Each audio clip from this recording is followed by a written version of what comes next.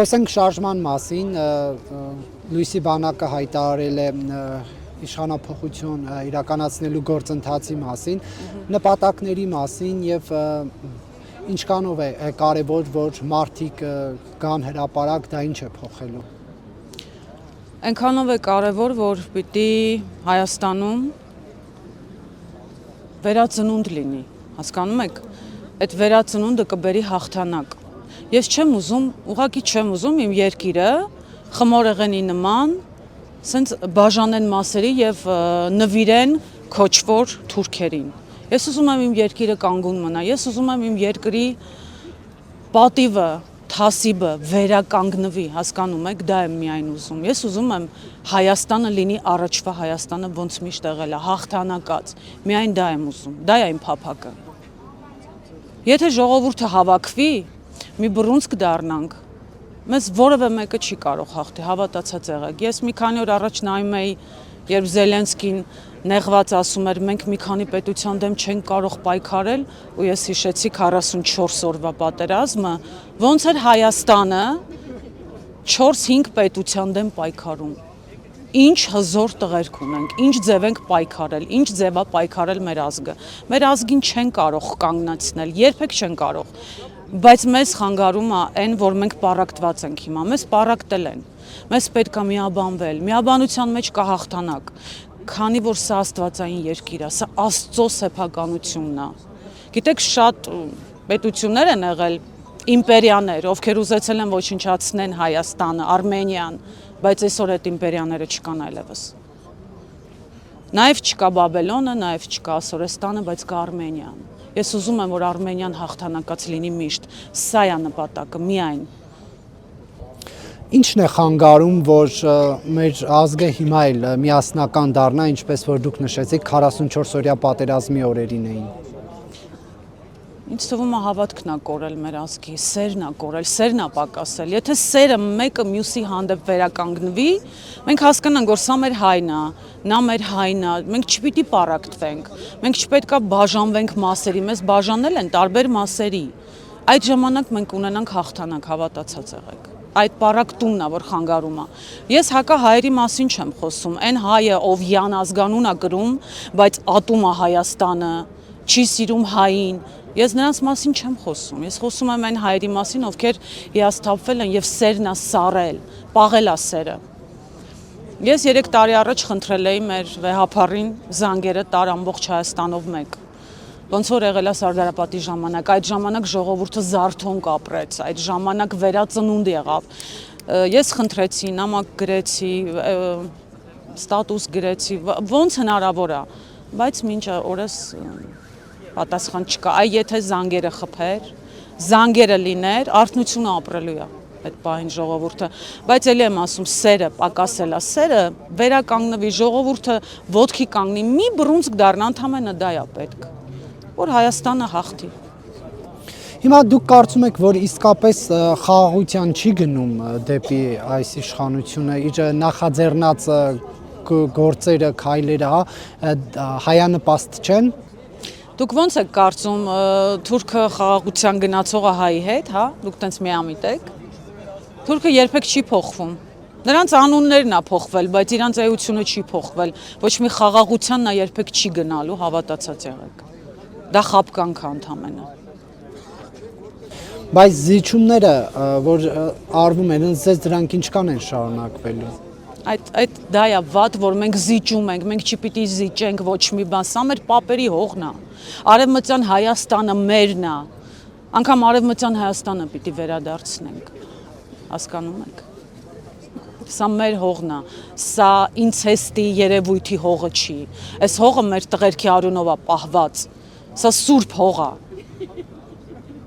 Սա պետք է պահվի։ Սա նրանցը չի, որ նվիրենք, ոչ։ Սա մերն է ու պետք է պահենք։ Ու ես էլ ինքս կռիվ կտամ իմ հողի համար, որտեվ սա իմ պապերի հողն է։ Հիմա մեր հասարակությունում կա այսպիսի նաև թեզ, որ էլ ինչքան կռվենք, ինչքան պատերազմենք, այսքան զոհերը բավարար չէր։ Ես համաձայն եմ, հասկանում եմ, այո։ Ես դա հասկանում եմ։ Բայց եթե մենք զիջենք, նորից զիջենք, սա էլ տանք, ինքը ուտելուց իր ախորժակը բացվում է։ Այդ ինցեստի բեխիկավորը ամեն անգամ իր ախորժակը բացվում է։ Ինքը կասի Երևանն էլ տվեք ինձ, նա էլ տվեք, գնացեք դարեք քոչվոր, ցիգան դարեք, այդ վաղտ ինչ ենք անելու։ Այդ ժամանակ ինչ ենք անելու։ Ոնց է կարծում։ Եվ տեսեք, այս հանրային արձագանքը, հա, մշակութային գործիչները, դուք էլ այդ ոլորտից եք, հա, ըստ ձեզ ինչով է այս անտարբերությունը կամ չասեմ անտարբերություն, հա, անմեղության կանխավարկած ամեն դեպքում, բայց լռությունը, որ շատ-շատերի կողմից մենք չենք տեսնում այս խնդիրների շուրջ որևէ դիրքորոշում, հա, որևէ մեկը չի ակնկալում, որ այս դերասանուհին, այս երգիչը պետք է գան ինչ-որ քաղաքական շարժման միանան, բայց այս համահայկական խնդիրներին նրանց լռությունը ըստ ձեզ ինչով է պայմանավորված։ Ախր գիտեք, խնդիրը ինչումն է, սա քաղաքական շարժում չի, սա երկրի փրկության ինչ որ մի փոքրիկ բան է, որ ուզում ես երկիրդ փրկես, սա քաղաքականություն չկա։ Ինձ որ մեկ-մեկ ասում են, լսի, ես քաղաքականությունով չեմ զբաղվում, ասում հարգելիս, այս քո երկիրն է, երկիրը մազից է կախված։ Ինչի մասին է խոսք, ինչ քաղաքականություն։ Որտեղ ես տեսնում քաղաքական։ Ես ընդհանրապես չեմ ուզում կորցնեմ իմ Հայաստանը այդքան բան։ Միթե դու չես մտածում քո երկրի մասին, քո սահմանների մասին։ Երբ հարևանդ մի փոքր մի մետր գալիս է առաջ, որ այդ քո այգին վերցնի, դու լոմով կարող ես սպանես հարևանիդ, չէ՞, ասես ինչ ես մի մետր առաջ եկել, բա սահմանը։ Բայց չէ՞ որ մեր տունը սահմանից է սկսում։ Այդ ոնց կարանք տենց տանք ու բաժանենք սահմանը, հա։ Եկեք մի քիչ էլ առաջ եկեք, լավ էս մեկն էլ զիջենք, այն մեկն էլ։ Տենց ուր կգնա, ուր կհասնի։ Ես ուզում եմ դիմել մեր մշակույթի գործիչներին, մեր արտիստներին, մեր հայերին, իրական հայերին, որ իրենք նույնպես միանան մեզ, որպեսզի մեր երկրում իրականում վերածնունդ լինի, հավատացեք, երբ ժողովուրդը միաբանության մեջ լինի, դուք էլ մեզ միանաք, մեր երկիրը կապրի,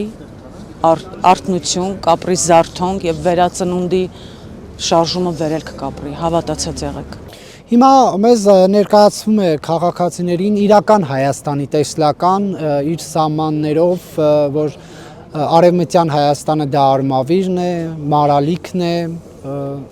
ինչ կարծիք ունեք այդ մասին։ Չեմ ուզում անգամ մեկնաբանել։ Ինչ է փորձում սրանով մոռացության տալ։ Թե պարզապես իսկապես դա է։ Իրական հայը երբեք չի կարող մոռանալ արևմտյան Հայաստանը, որտեղ հիմա ապրում են թուրքերը։ Ինչի մասին է խոսքը։ Նա է մեր տարածքները։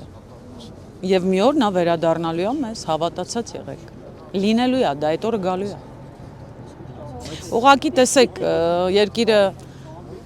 5-րդ ձևաչափ է մտել այս աշխարհը եւ տիեզերքում նույնպես պատերազմ է գնում։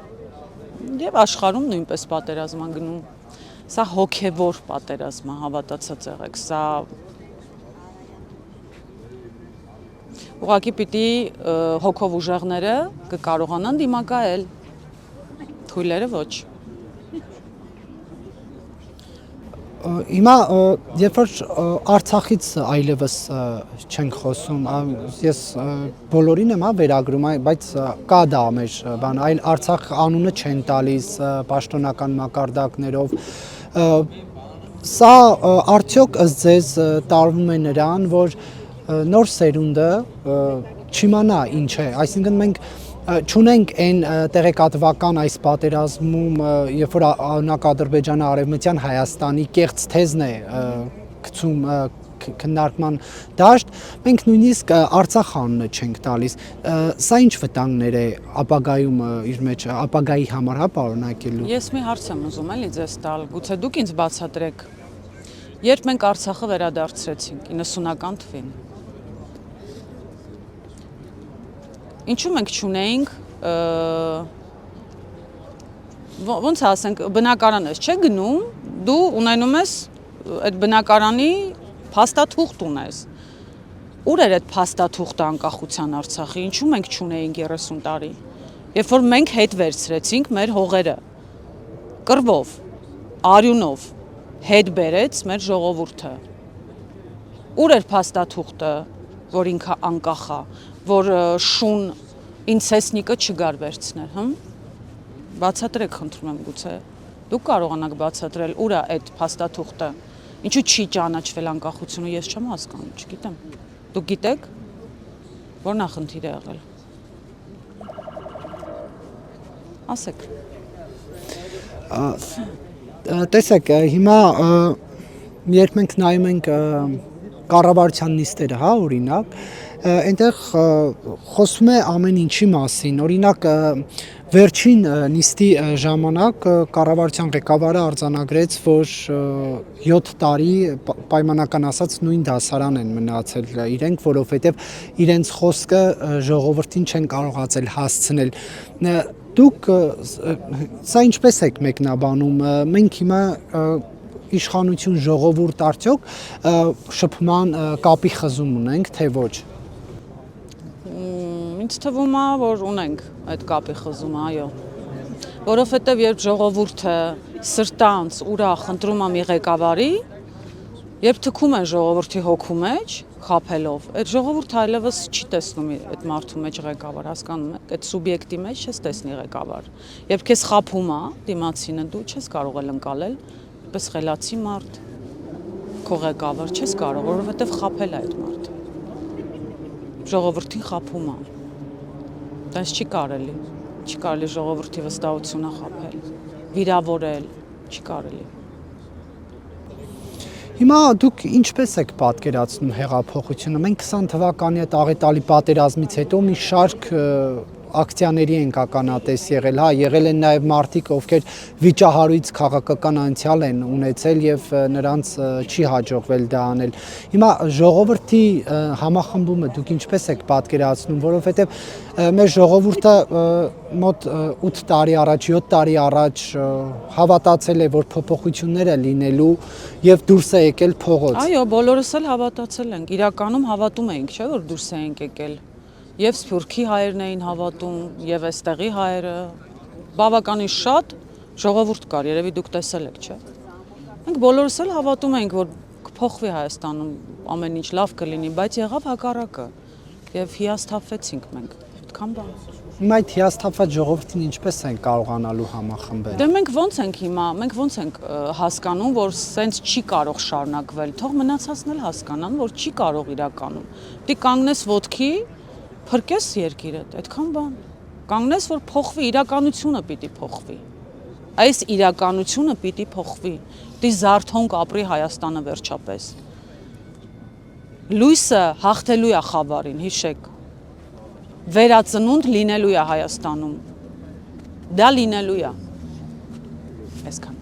Եվ վերջում դուք իշխանության ճնշումներից մտավախություն չունեք, որ ուժայիններին արդեն գործի կդնեն։ Նարեկ ջան, ես այս կյանքում մենակ ոչ թե վախենում եմ, այլ ես միայն Աստծուն եմ Աստծուց կարելի է վախենալ, չնայած մի քիչ ճիշտ չէ այդ բառը,